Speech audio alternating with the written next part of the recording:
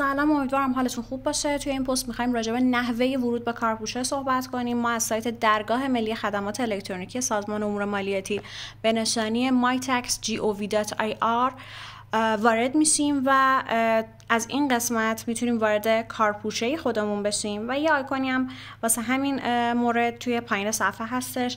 وارد کارپوشه خودمون میشیم. اینجا میتونیم لیست پرونده های مالیاتی خودمون رو مشاهده کنیم. وارد میشیم